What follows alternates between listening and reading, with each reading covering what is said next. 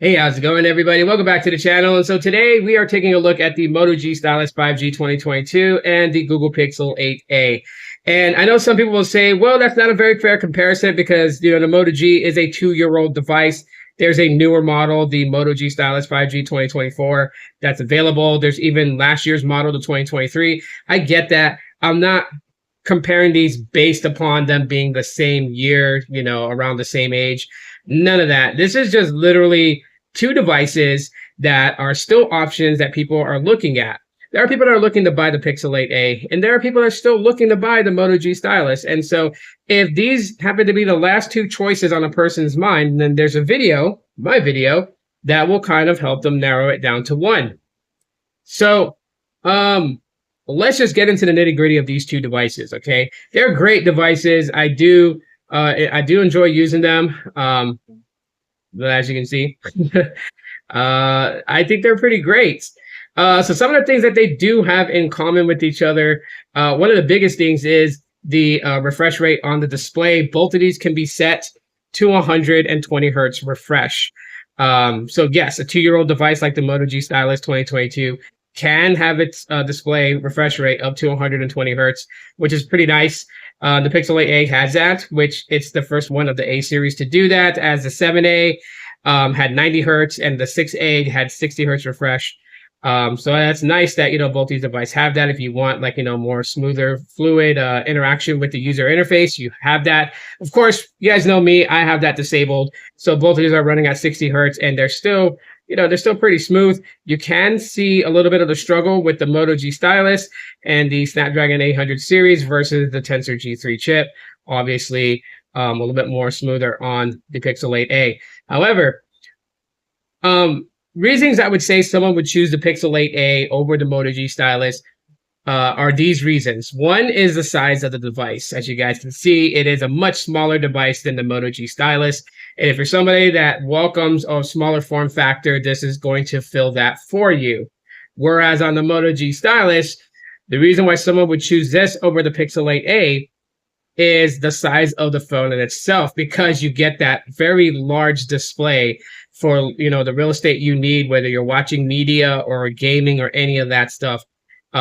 This definitely over the Pixel 8a. So size of the device is a big key factor, whether you like phablets or you like smaller form factor devices. Both have face unlock. For those who want to know about the biometric security, they both have a face unlock. The Pixel 8a is certified for biometric security for banking apps and things like that. The face unlock on the Moto G Stylus is not. So you want to keep that in mind. If you like using face unlock for biometric security on, say, like your banking apps, your credit card apps and stuff like that, well, then you'll want to go with the Pixel 8a. It has that for you. The Moto G Stylus does not, but it still has a face unlock. When it comes to the fingerprint biometric security in display on the Pixel 8a, on the side power button here, so the only real comfortable way of unlocking your Moto G Stylus is if you're a right-hander, because then your thumb naturally rests on the side where you're going to be unlocking the display by pushing in the power button, which also doubles up as a biometric fingerprint sensor. I really would have loved it if they had put it on the back like they've done with previous Moto devices, like the Moto Dimple with the Moto logo that actually doubles up as the biometric fingerprint security, but they stopped doing that. When it comes down to both of these two devices and the camera department, I will tell you guys right off the bat. So they both take pretty good photos. They do. I feel like the Pixel 8a obviously is going to do better in that department when it comes to photography and even videography. The Pixel 8a does a lot better than the Moto G Stylus. But it's not to say that the Moto G Stylus's camera is, obsolete and pathetic. This takes pretty good photos too, especially when you take it out of its default mode. I think the default main sensor is held at 32 megapixels, and you have to switch it to 50 megapixels to utilize the full resolution of the 50 megapixel camera, which is tattooed on the back of this thing on the camera sensor. And you got 3 sensors here to kind of play with, whereas on the main, on the Pixel 8a, the main cameras, it's just 2. It's just an ultra wide angle and then a wide angle main shooter. Here you have the ultra wide, the wide angle, and the macro. So you have 3 to kind of play around with. to really just kind of boost your mobile phone photography if that's something that you're into. You definitely could do that with the Moto G Stylus. And the downside to that is that video recording from the Pixel 8a is pretty awesome and superb. It takes very good videos, and the videos are smooth, and you got different dynamics that you can play around with when it comes to the videos. Whereas on the Moto G Stylus, you can take some videos, and if they're like short moment videos, things like that, you'll be fine. Long form videos, I'd say anything longer than 3 minutes, and it's really going to start to show that the camera sensors are a little weak on the weak side on that.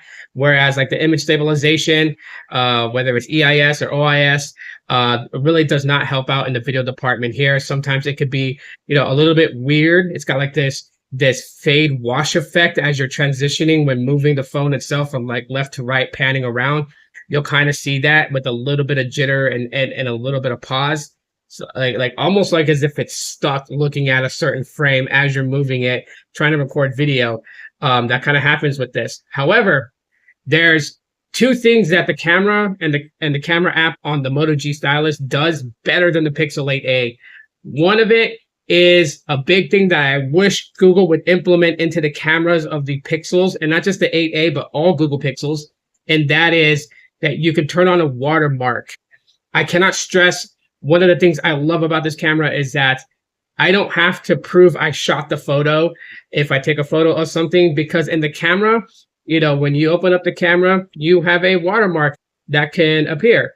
All you literally got to do is just go into your settings, and you go into photos, you find watermark, turn it on, you turn on the timestamp, turn on the device, and you put your little signature there. See, I can put Tito and save. Back out to the camera. And now if I take a photo, let's take a photo of the Moto G Stylus. Not the Moto G Stylus, the Pixel 8a. Take a photo of it, and right there at the bottom, I got a little timestamp. I wish that would come to Google Pixel devices, because Google's always been about photography. They're always talking about, hashtag pixelography, hashtag, pics of the day. They have these little things that on social media to just kind of bring Team Pixel members, in a good vibe.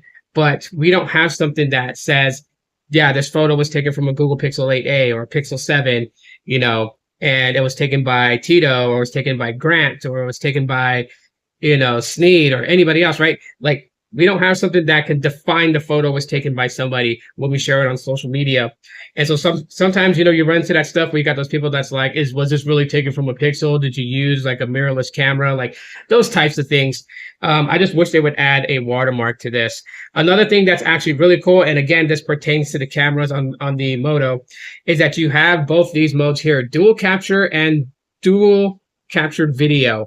So if I wanted to vlog and, wanted to be in the shot, I could do this. I can swap it around where, the main camera shooting the desk, and I could be like back here, just kind of, talking, look at my little hand puppet, just kind of talking away.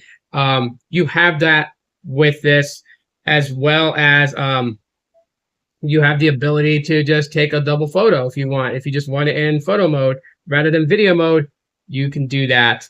And this is cool for like when you're like sightseeing and stuff like that. It can capture you looking at whatever scenery is behind the phone, and you just, yeah, just take a photo just like that. You pop it open, and you get your watermark timestamps right there. So that's something that the Moto G Stylus beats out the Pixel 8a in, to be quite honest with everybody. And again, you gotta consider this thing. This is a 2-year-old device. This is a current this year device. And yet a 2-year-old device still has some tricks up its sleeve that can keep up with a modern day current device. So to anyone out there that's like, should I get the Pixel 8a or the Moto G Stylus?